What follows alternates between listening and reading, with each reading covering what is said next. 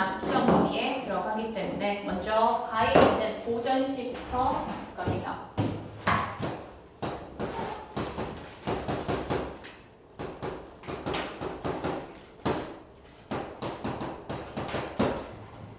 자, 박앤로의 노계가 가사 문학 작품이야. 한번 봅시다. 준비됐지? 지평을 짚고 바람 쐬며 좌우를 돌아보니 누대의 맑은 경치 아마도 깨끗하구나 라고 얘기를 하고 있어. 그럼 여기서는 누대의 경치가 다 깨끗하다 이렇게 얘기하고 있어. 그러면 진짜 깨끗하구나. 이런 걸 통해서 시적 화자의 제도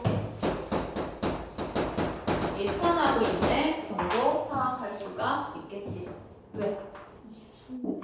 31번. 이거 아니야? 2024학년도. 이거 2024년. 뒤에 있어, 뒤에. 있지? 난 내가 잘못하고 있는 줄 알았어. 뒤에 있어, 2023학년도. 두 개 이변 선생님이 줬거든? 이행에 예찬이라고 적어두면 되겠다. 이행에.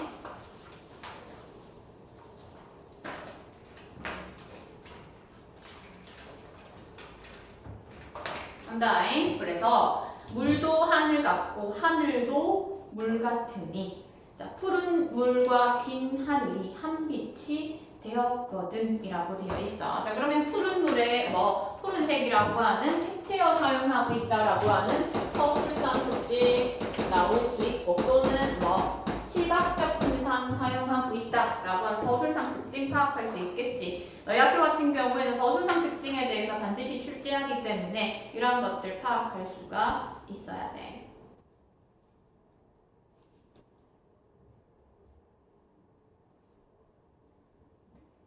되지? 그리고 또 하나 더. 자, 물도 하늘 같고 하늘도 물 같으니 이렇게 되어 있는 부분이야. 얘는 어디 32번과 같이 연계를 볼 수 있는 거야. 유사한 문장 구조를 반복해서 자연물 간의 경계가 사라진 풍광을 묘사하고 있다라고 되어 있지. 유사한 문장 구조를 반복하는 거 과거에 얘기하는 대글자로 대표법을 사용하고 있다. 이렇게 파악할 수가 있겠지.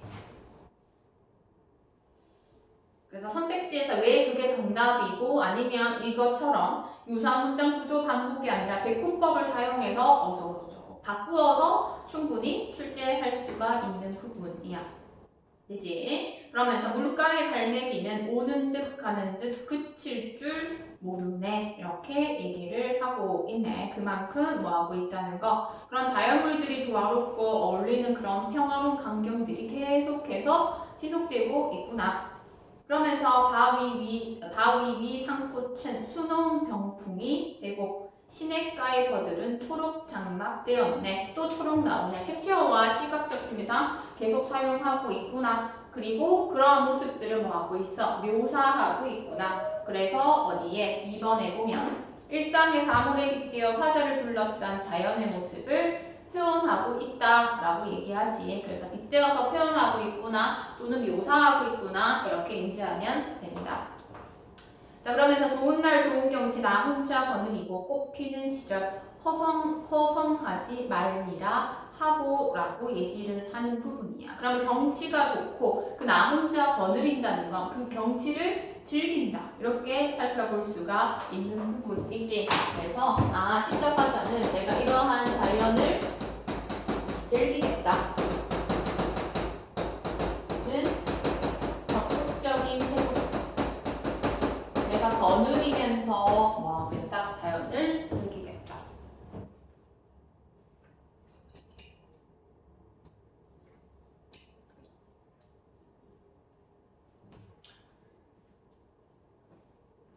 아이 불러 하는 말. 이 깊은 산속에서 해산물을 볼 수냐. 자, 살찐 고사리, 향기로운 당기를 돼지고기, 사슴고기 섞어서 크나큰 바구니에 흡족히 담아두고. 자, 흡족하다라 이미 얘기를 했어. 그지? 나열이라고 나올 수도 있고 서술상 특징 또는 열거 나올 수 있어. 그럼 흡족하다라고 얘기하고 있기 때문에 시적화자의 동서 그래서 만족다.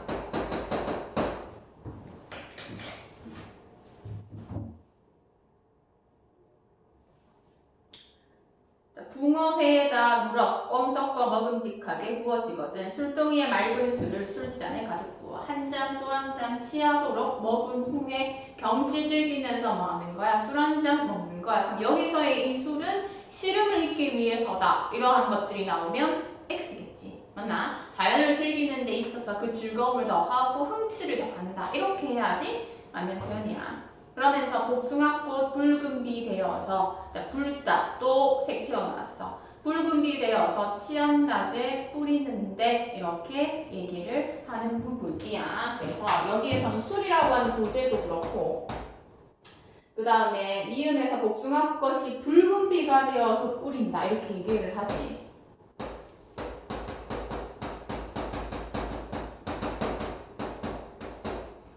붉은비가 되어서 내린다 이런 것들을 통해서 자연과 연결시킨 풍류적 해석을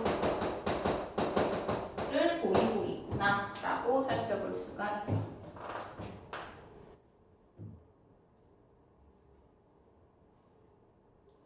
낚시터 넓은 들을 높이 베고 누우니 무아시대 사람인가 갈천시대의 백성인가. 밑에 어휘풀이 되어 있어. 중국 삼국시대 전설상의 제왕이 무희씨와 갈천시대의 태평성대의 사람이다 라고 얘기를 하고 있네. 그래서 평화로운 삶에 대한 지향이 드러난다라고 볼 수가 있어.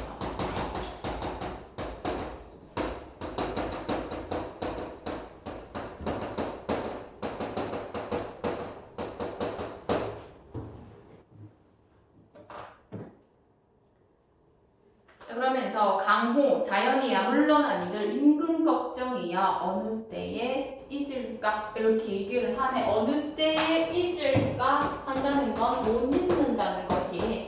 서리법을 사용해서 제시했고 이 앞에서 다 자연의 경치와 관련해서 얘기하기는 했지만 이 부분에서는 우국지정의 나라를 걱정하는 모습도 우리가 체크해 볼 수가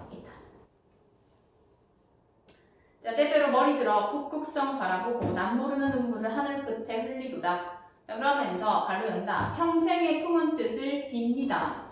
하느님이시여 아르고 닳도록 우리 임금 만세를 누리소서. 태평한 세상에 3대 1월 밑에 있네. 정치가 행해졌던 하은주 시대에 3대 1월 비추소서. 영원 무궁토로 전란은 전쟁이지 전쟁 없애소서. 닭 깔고 샘 타서 격앙각 밑에 나오네. 땅을 치면서 천하가 태평하다면서 불렀던 노래 그거를 부르게 하소서까지 갈로 닦고 이 부분에 있어서는 어쨌든 태평성대가 왔으면 좋겠다라고 바라는 거야. 그렇기 때문에 전란도 없었으면 좋겠고 그치? 그러면서 태평한 세상에 모든 세상을 비쳤으면 좋겠다 이런 말을 하게 되는 거야. 그러면 이 전체 갈로 열고 한 부분에서 이제 그러한 모습이 나오는데 그러면 여기 정리해보면 이 부분에 있어서는 태평성대 그치? 평화로운 그 세상을 뭐하거나 갈망 또는 소망이 드러난다라고 볼 수가 있는 부분이고 이게 바로 주제의식과 연계가 된다라고 볼 수가 있어.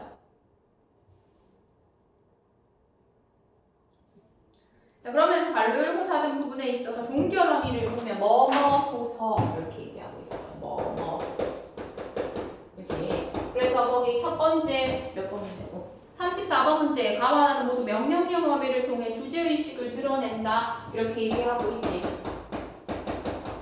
우리가 흔히 명령형 어미 하면 알아어라 그치? 이렇게 되는데 얘는 고전시기 때문에 뭐뭐소서 이렇게도 되는 거야. 그럼 너희 선생님께서 왜 그게 정답인지를 알아야 된다라고 얘기를 했지. 맞나? 그러면 31번에 서술형으로 바꾼다라고 얘기하면 가와 나에 나타나는 공통적으로 나타나는 어미를 각각 찾아 쓰고 그를 통해서 강조하고자 하는 주제, 강조하고자 하는 의미를 서술하세요. 이렇게 하면 어떻게 해야 돼? 가와 나에는 둘 다 명령형 어미, 가에서는 소서, 나에서는 뭐뭐를 사용했고 이를 통해서 이러한 태평성대를 갈망하는, 소망하는 걸 강조한다. 이렇게 서술할 수 있어야 돼. 또는 그 이유에 대해서 좀 더 정확하게 알아야지 객관식 문제를 풀 수 있도록 선생님께서 내셨겠지. 그만큼 태평성대를 기원하고 갈망하고 소망한다. 이렇게 생각하면 돼.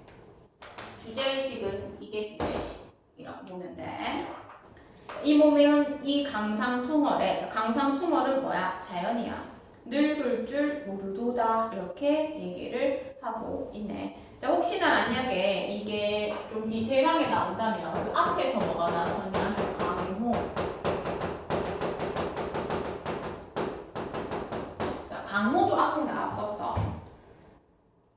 미음의 다섯 번째 줄 내려가면. 그지? 강호도 나왔었다. 그래서 강호 제시되고, 그 다음에 강호되고 맨 마지막에 강상풍월 이렇게 되지. 그럼 얘는 우리가 자연 중에서 일부분이라고 볼 수가 있어. 어쨌든 이들은 다 자연을 나타내거든. 그러면 우리가 이러한 부분이나 특징, 자연에서 일부분이나 특징을 통해서 전체를 나타낸 수사법을 대유법이다 이렇게 얘기하게 돼. 그럼 선택지에서 가에서는 대유법을 사용하고 있다라고 하면 맞는 표현이야.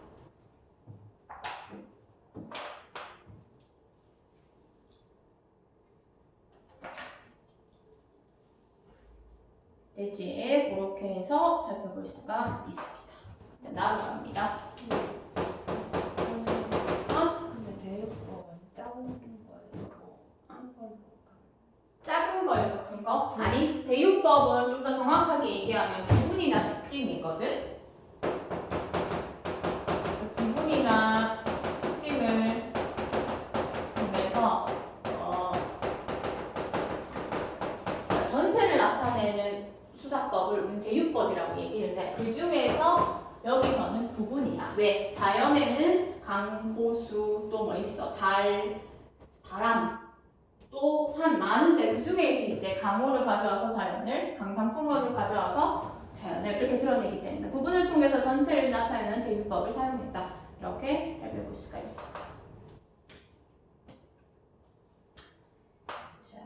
됐나? 자, 그 다음에 나 갑니다. 자, 나는 산문이야. 산문 같은 경우에는 판서 많이 하지 않고 쌤이 중요한 부분만 너희가 이미 다 풀어왔기 때문에, 그치? 산문 때문에 내가 미리 다 풀어오라고 한 거야. 자, 갑니다. 자, 나의 첫 번째 줄 자연은부터 갈로, 네 번째 줄 그의 성격이다까지 갈로 닫고. 여기서는 자연은 왜 존재해 있나 모른다. 아름다움과 모른다 하면서 뭐하고 있어? 전체적으로 표현한 특징. 자, 문답법을 사용하고 있다라고 볼 수가 있어.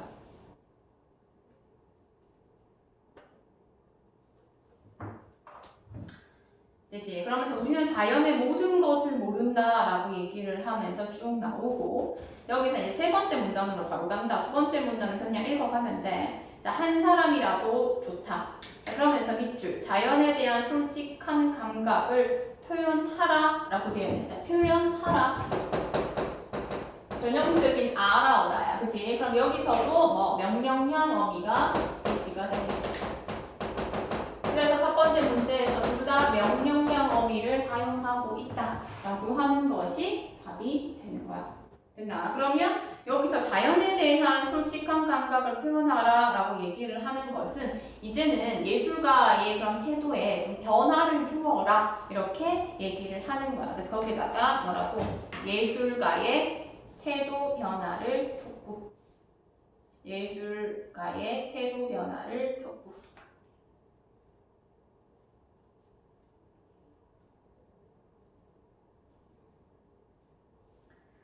그래서 내가 풀어라고 했을 때 왜 틀렸는지 맞는지를 체크하라 했는데 내가 풀어서 맞았다 하더라도 선택지별로 다 분석해야 돼. 그래서 31번 맞췄다 하더라도 가와나 모두 명령형을 사용하고 있다. 그럼 여기서는 뭐 소서, 여기서는 아라를 사용해가지고 뭐 하고 있어? 명령형 어미 사용하고 있고 각각 주제의식 무엇인지 해설지에서 체크할 수 있었어야 된다.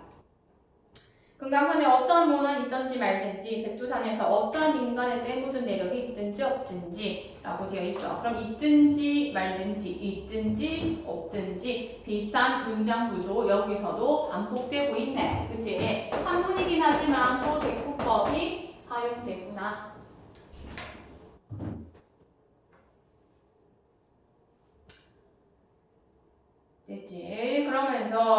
조금도 그따위에 관심할 것이 없어 산이면 산대로 물이면 물대로 보고 느끼고 노래하는 시는 없는가. 경승지에 가려면 문헌부터 지지는 극히 독자의 감각력에 자신이 없는 사람은 예술가는 아니다.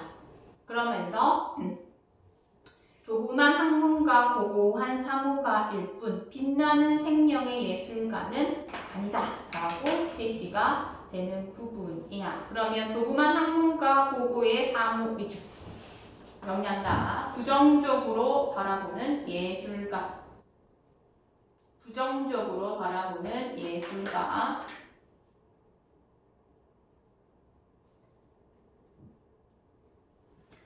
자, 그 다음 빛나는 생명의 예술가는 저가 긍정적으로 바라보는 예술가, 긍정적으로 바라보는 예술가. 그래서 얘네들이 대조의 방식 사용하고 있구나.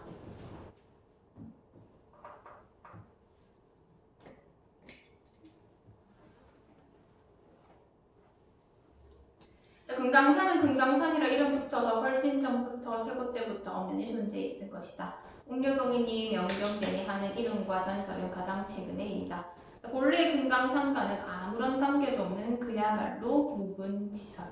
자, 그러면서 발로 열어봐. 소문거리의 모델로서의 금강산 12,000포근이 12포근이 하고 개삭된 사파로서 금강산을 보지 못해 애쓸 필요야 무엇인가 이렇게 얘기를 하는 부분이야. 그만큼 금강산이지. 금강산과 관련해서 그런 문안이나 아니면 인간의 때가 묻은 그 내력과 관련해가지고 굳이 감상할 필요가 없다는 거야. 자, 정리한다. 뭐라고? 금강산에 대한 문헌이나 인간의 때 묻은 내력과 관련해 자연을 감상할 필요가 없음.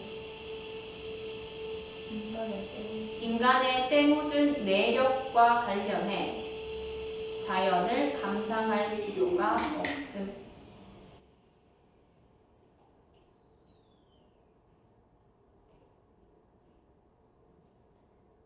자, 금강산이나 백두산이나 무슨 산이든 간에 그들은 태고 때부터 항구에 살아 가지고 있는 것이다. 자, 그러면서 밑줄 물은 지금도 흐르고 폭과 단풍은 지금도 그들 품에서 피고 진다 라고 얘기를 하고 있지. 그래서 그 부분을 통해서 자연은 어떠한 모습? 변함없는 모습이다. 그지? 변함없는 모습을 취하고 있다. 그래서 우리는 이걸 영원성, 불변성 모든 시간에서는 우리가 그렇게 다루고 있지.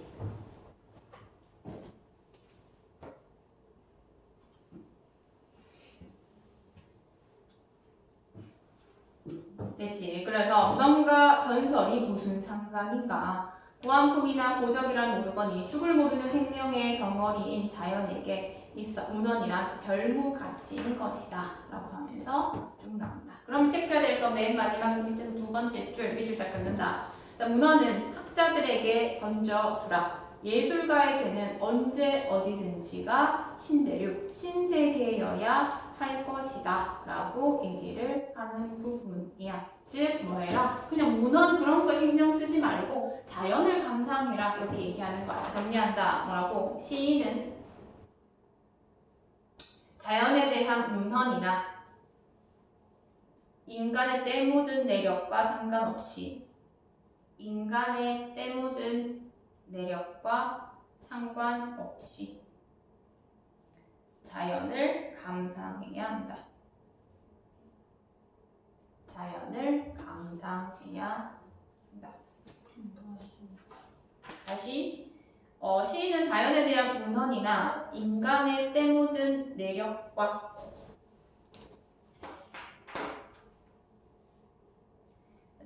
상관없이 자연을 감상해야 한다. 자연을 감상해야 한다.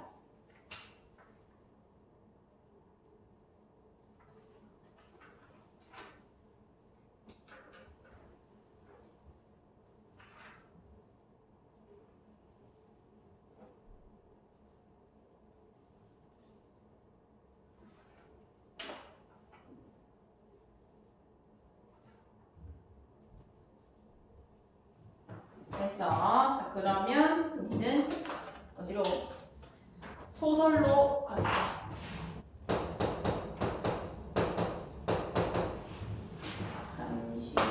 35에서 38.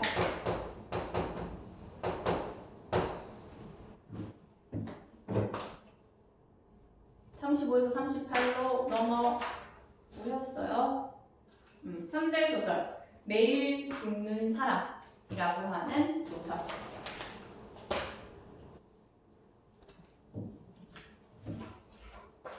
자, 앞부분 내용. 단역 전문 배우인 그는 일요일에도 촬영장에 나가 주인공인 신정윤에게 맞서는 악역, 고독성의 졸개역을 맡아 촬영의 마지막 장면을 기다린다 라고 되어 있어. 그럼 여기 나와 있는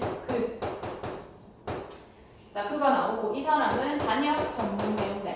이거는 적을 필요 없어. 거기 위에 다 있으니까. 미주고 듣거나 선택하면 되겠지. 단역 전문 배우고 여기서는 악역 중에서도 고독성이라고 하는 악역을 맡았다라고 하는 게 앞부분 줄거리에 제시가 되네. 그치? 자, 그래서 마지막 대회전. 오늘의 주인공이 신장균과 고독성의 최후의 결판을 위해 장소가 어느 이름을 알 수 없는 왕릉으로 옮겨졌을 때 가을 햇빛은 이미 서서히 기울기 시작하고 있었다. 자, 그리고 그는 이미 기진맥진해 있었고 어느 임금의 능인지는 알 수 없을 때 그 거대한 규모의 무덤 앞에는 자, 반론한다. 그 임금의 생전 미움을 말해주는 언뜻하고 넓다란 잔디같이 마련되어 있었고까지 반론하고. 정리한다. 임금의 능에서 죽음을 느끼게 된.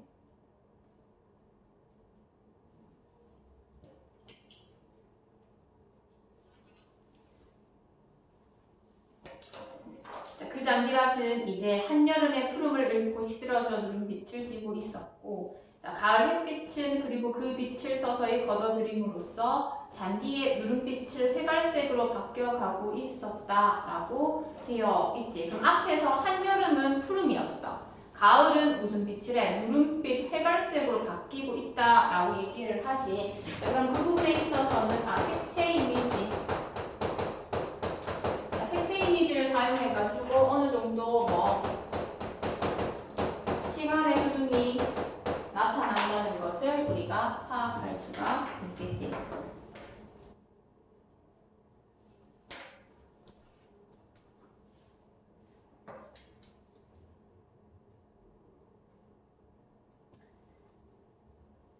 그는 수십 명의 다른 포들들과 함께 신장균을 세격으로 호위하고 있었고 고독성은 뒷전에서 독전만 하고 있을 뿐 아직 앞에 나서지는 않고 있었고 포졸들은 신장균과 근접할수록 서로 한꺼번에 서너 명씩 죽어나가기 시작을 했다. 이렇게 얘기를 해. 신장균이라고 하는 사람이 뭐이기 때문에 주인공이기 때문에 그 신장균을 돋보이게 하는 그런 단역들의 모습을 우리가 살펴볼 수가 있어. 이 소설은 막 그렇게 필기를 많이 하고 그런 것보다 이해 중심으로 가면 되는 부분이야.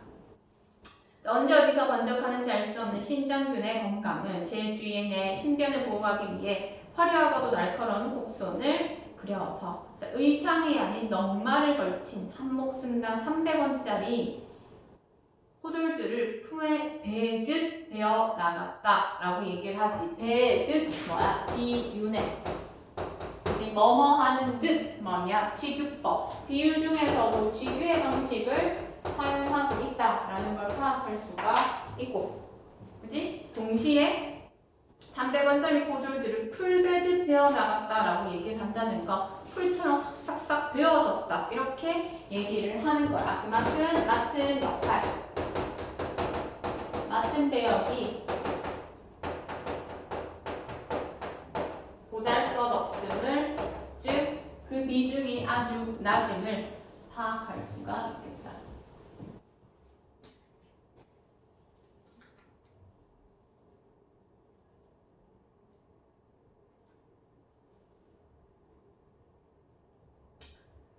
밑으로 두 번째 줄 내려가서 자 배가 등과 달라붙어서 제 주인의 무능함을 수군거리고 있었고 언제부터인지 옆구리가 뜨끈뜨끈 결리기 시작을 했다라고 얘기를 하는 부분이야. 그럼 얘 같은 경우에 지금 뭐가 안 좋아? 컨디션이 좋지 않아. 즉 몸이 정상 컨디션은 아니지. 자, 몸이 좋지 않지만 그럼에도 불구하고 이것을 참고 뭐 하는 거야? 이 연기를 하게 되는 거야. 좋지 않지만 연기를 해야 돼. 그만큼 뭐 하기 때문에 절박하기 때문에.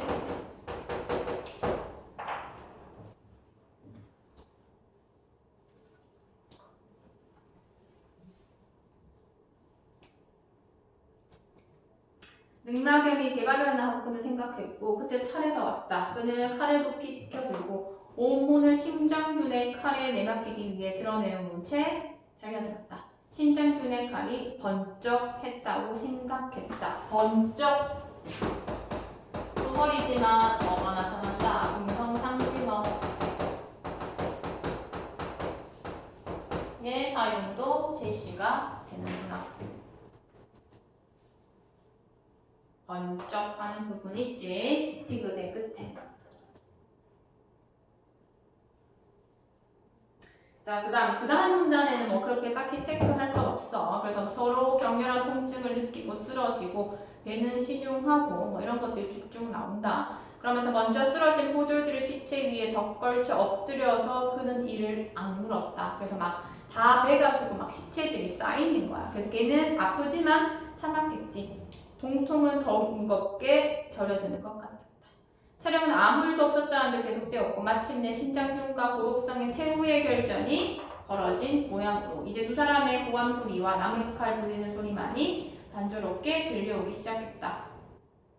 촬영기에 저 타르를 하는 가냘프고 둔탁한 음향과 함께 그러면서 그리고 그는 미주자 그는 자기의 목구멍에서 차츰 죽은 사람의 냄새가 나기 시작한다고 생각했다. 이렇게 얘기를 해. 실제로 연기를 한 것이기는 한데 자기 스스로는 진짜로 자기가 죽는 사람처럼 느껴졌다는 거야. 거기다 정리.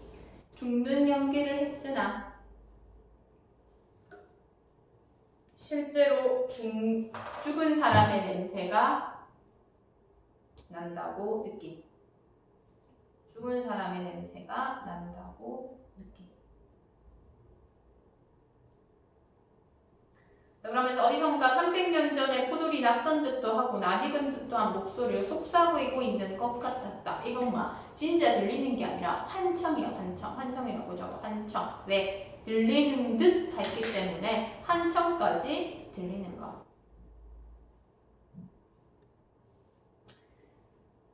됐지? 그만큼 몸이 힘들었다는 거야. 그래서 밑에 보면 희뿌연 시선도 드러나고 그 문단 끝에 보면 이미 일어날 기운조차 없을 지경으로 탈진해 있었다. 탈진했기 때문에 뭐까지 환청까지 들리는 상황.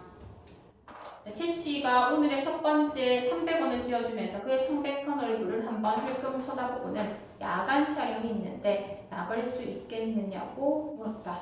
그는 이미 손가락 하나 움직일 수 없을 지경이었으나 뭐라고? 따라 나섰다라고 얘기를 해. 그럼 얘가 몸이 좋지 않으면 계속 따라 나섰다라고 하는 그 이유는 뭐야? 생계를 유지해야 되니까. 그지? 정말 쓰러지기 직전이지만 그럼에도 불구하고 그 힘든 몸을 이끌고 나갔다라고 얘기를 하지.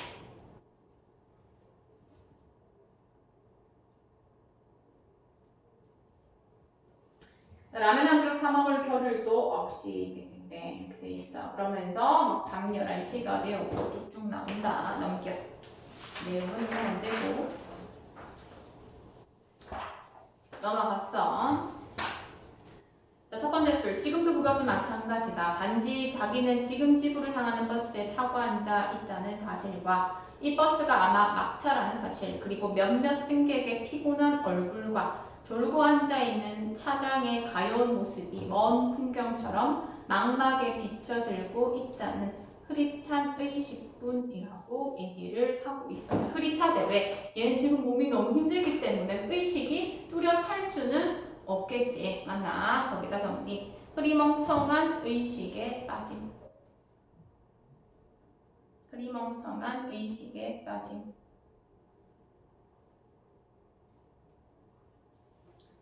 자, 그리고 참 자기의 주머니는 지금 차장에게 10원을 지불하고 남은 일금 590억 원이 90원이 들어있다는 사실이라고 되어 있어. 나름 자기가 만족할 만한 현금을 가지고 있는 거야. 왜냐하면 이 사람은 생계를 유지하는 데 있어서 참 힘든 그런 사람이니까. 그래서 밑줄 긋는다. 590원이 들어있다는 사실. 밑줄 긋고 정리. 만족할 만한 수준의 현금.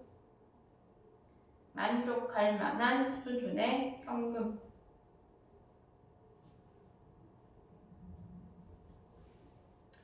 이 사실은 하늘에서 별을 따왔다는 사람이 있다면 그 사람과 한번 나란히 서보고 싶을 정도의 굉장한 재수라기보다는 행운이라는 점 땡땡 이렇게 쭉 제시가 된다. 자, 그러면서 그는 단지 아주 죽지 않은 근육과 뼈의 무게만으로 그렇게 달리는 버스에 앉아 있었고 몇몇 승객이 자기를 바라보고 있는 것 같다고 느꼈으나 분명치는 않다. 그러면서 쭉 내려오면서 밑으로 네 번째 줄 내려오면 선뜻했다 라고 하는 부분이 있어. 자, 선뜻에다가 밑줄. 자, 여기서 선뜻이라고 하는 건 죽음의 이미지에서 생명의 이미지로서의 그 변화라고 볼 수가 있어. 그래서 죽음의 이미지 화살표 해서 생명의 이미지. 선뜻에다가. 그 오른발은 맨발이었던 것이다. 발이 닿는 순간 냉습한 냉습한 그런 어떤 줄기 같은 것이 다리를 통해 전신으로 쭉 끼쳐 올라갔다. 뭐 이런 것들이 쭉 나온다. 그래서 밑으로 선뜻에다가 밑으로 2, 4, 6, 8 10번째 줄 간다. 자, 그러나 그에게는 그것이 마치 나오네. 죽은 사람을 전송하기 위한 장이 불빛처럼 보였다. 마치가 나오고 처럼이 나오기 때문에 또 무슨 법? 비유, 즉 지규법을 사용했어. 그러면서 발로 연다. 어느 나라에서든 맨발은 바로 입간 직전의 사자를 뜻한다던가. 그는 생각했다. 하긴 어디 나만이 죽은 것이랴까지 발로 닿고. 입간은 뭐냐 하면 누군가가 돌아가시면 이제 장례를 치를 때 있지. 장례를 치를 때 이제 그 돌아가신 분을 이렇게 있고 나머지 이제 가족들이 그 돌아가신 분 누워 있을 때 한 번 봐. 그것을 우리가 입간식이라고 얘기를 하거든. 그것과 관련해서 제시가 되는 부분이야. 정리한다. 삶을 죽어가는 것으로 말하고. 삶을 죽어가는 것으로 말하고.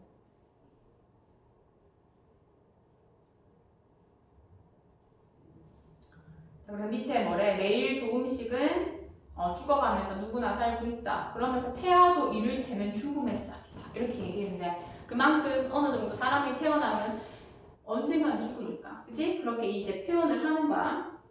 언제부터인가?